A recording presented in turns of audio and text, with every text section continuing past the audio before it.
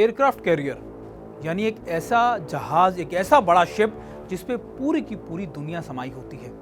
आप इसको इस तरीके से भी मान लीजिए, एक शिप जिस पर आपके हेलीकॉप्टर्स होते हैं, आपके एयरक्राफ्ट्स होते हैं, फाइटर एयरक्राफ्ट्स होते हैं, आपके दूसरी तमाम चीज़ें होती हैं और जो अपने पूरे बेड़े के साथ चलता है। बेड़ा यानी अगर एयरक्राफ्ट शिप एक बहुत बड़ा शिप चल रहा है तो उसके साथ उसके डिस्ट्रॉयर्स होंगे, उसकी दूसरी फ्लीट्स होंगी, यानी एक पूरा जंगी बेड़ा जो अपने आप में चलता है और जिसके साथ सबमरीन्स भी होते हैं अंडर वाटर। यानी एक ऐसा जंगी बेड़ा जब चलेगा तो जंग की तैयारियों के लिए आगे बढ़ेगा। एयरक्राफ्ट कैरियर की शुरुआत आप मान सकते हैं कि 1911 के लगभग हुई और इसकी पहली शुरुआत अमेरिका से की गई, जब एक छोटे तौर पर किया गया। उसके बाद इसका पहला इस्तेमाल वर्ल्ड वॉर 1 के अंदर यूके ने किया, यानी ब्रिटेन ने किया। उसके बाद अमेरिका ने इसको फॉलो किया, जापान जैसी कंट्रीज ने इसको फॉलो किया और फिर धीरे धीरे और जंगों के अंदर इसका इस्तेमाल बहुत तेजी से किया जाने लगा। दरअसल समंदर एक ऐसी चीज है जहां पर हर देश अपनी ताकत में इजाफा करना चाहता है, क्योंकि ये माना जाता है कि समंदर पर राज करने वाली कंट्री दुनिया पर राज करेगी। यही वजह है कि चीन लगातार अपनी इस तकनीक में या फिर इसमें इजाफा करने की कोशिश कर रहा है। अभी अगर मोटे तौर पर देखा जाए तो सबसे ज्यादा एयरक्राफ्ट कैरियर जो हैं वो अमेरिका के पास है, जिनकी संख्या करीबन 80 है, जिसमें उनके पास न्यूक्लियर पावर्ड भी हैं, यानी कई ऐसे हैं उनके जो एयरक्राफ्ट कैरियर जो सालों साल चल सकते हैं, यानी समंदर में उनका आराम से एक बड़ा बेड़ा चलता रहता है।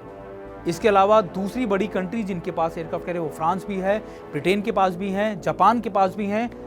वहीं अगर कंपैरिजन किया जाए भारत का, तो भारत के पास अभी इस समय एक एयरक्राफ्ट कैरियर है जिसका नाम है विक्रमादित्य। इसके अलावा एक रिफिट हो रहा है या फिर एक उसकी तैयारियां चल रही है विक्रांत,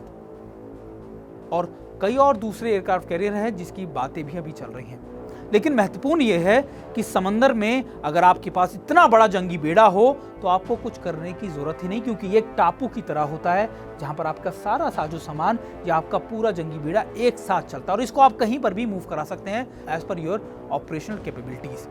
यानी अगर आपके ऑपरेशन को जरूरत पड़ी तो आप इनको किसी भी इलाके में डिप्लॉय कर सकते हैं।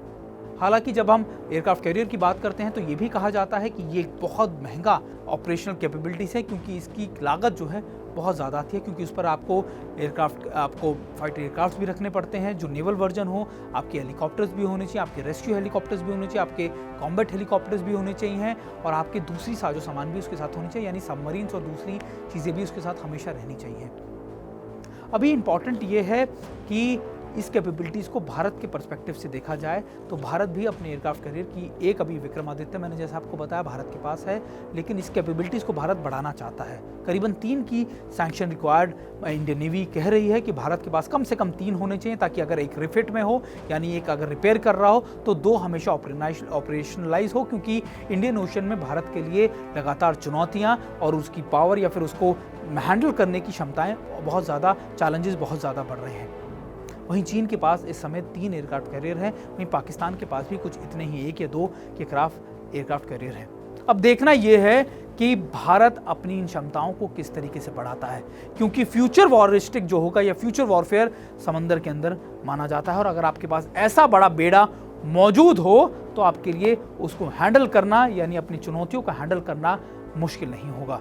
करीबन 1911 से अब तक एयरक्राफ्ट कैरियर में कई बदलाव भी आ चुके हैं। पहले इसके अंदर